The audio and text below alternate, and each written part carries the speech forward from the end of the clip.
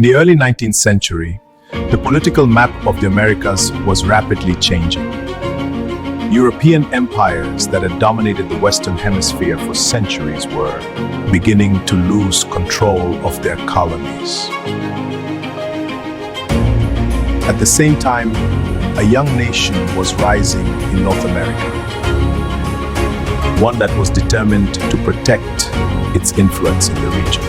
In 1823, the United States announced a bold foreign policy principle that would shape the future of the entire hemisphere. It became known as the Monroe Doctrine.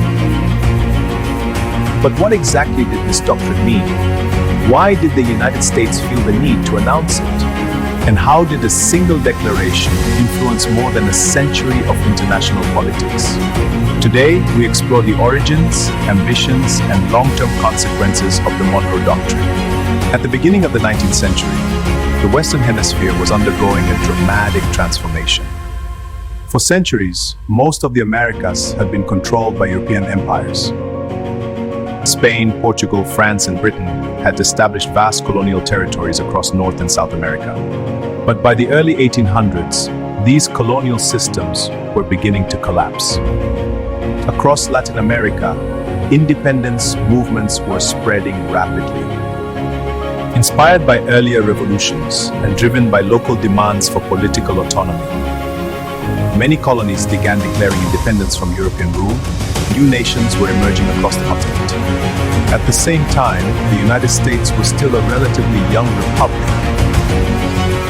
barely a few decades removed from its own revolution. Despite its youth, the country was already thinking carefully about its role in the changing geopolitical landscape of the Americas. American leaders watched events in Latin America with great interest. On one hand, the independence movements aligned with the ideals of self-government that had inspired the American Revolution. On the other hand, there was growing concern that European powers might attempt to regain control of their former colonies. Such a development could fundamentally alter the balance of power in the Western Hemisphere. It was within this uncertain environment that the American government began shaping a new foreign policy vision. In 1823, during his annual message to Congress, James Monroe delivered a statement that would later become one of the most influential principles in American diplomatic history. This declaration became known as the Monroe Doctrine.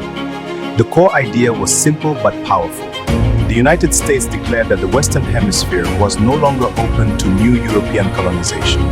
Interfere in the political affairs of independent nations in the Americas would be viewed as a hostile act. At the same time, the United States promised that it would not interfere in the affairs of European nations and their existing colonies with great care and deliberation. In theory, the doctrine established a clear division between two spheres of influence. Europe would focus on its own affairs. The Americas would develop independently, free from further European expansion. However, the reality behind this declaration was more complex. At the time the doctrine was announced, the United States did not yet possess the military power necessary to enforce such a sweeping policy. In fact, the doctrine initially relied heavily on the support of the United Kingdom, whose powerful navy had its own reasons for opposing renewed Spanish colonial control in Latin America. Britain preferred independent markets in the Americas rather than a restoration of Spain's old imperial trade system. As a result, British naval dominance helped indirectly reinforce the principles announced by the United States. For several decades, the Monroe Doctrine remained more of a diplomatic statement than an active policy.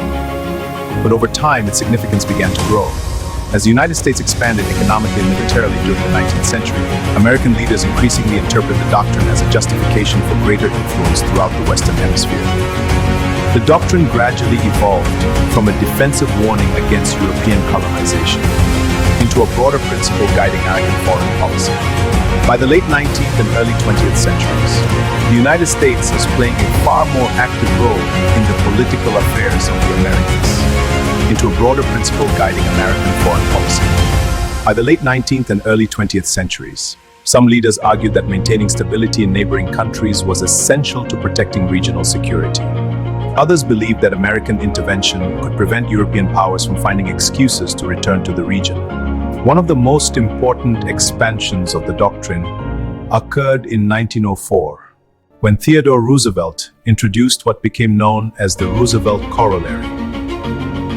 This interpretation suggested that the United States had the right to intervene in Latin American nations if political instability or financial crises threatened international order.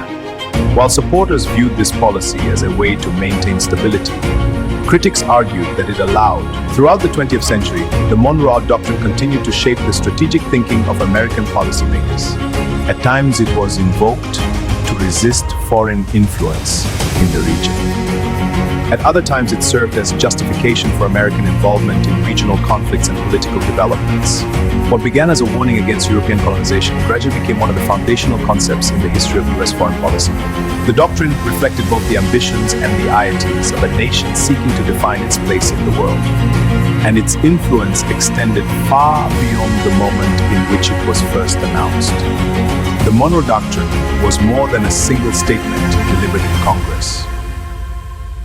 It represented the beginning of a long-term vision about power, influence, and security in the Western Hemisphere.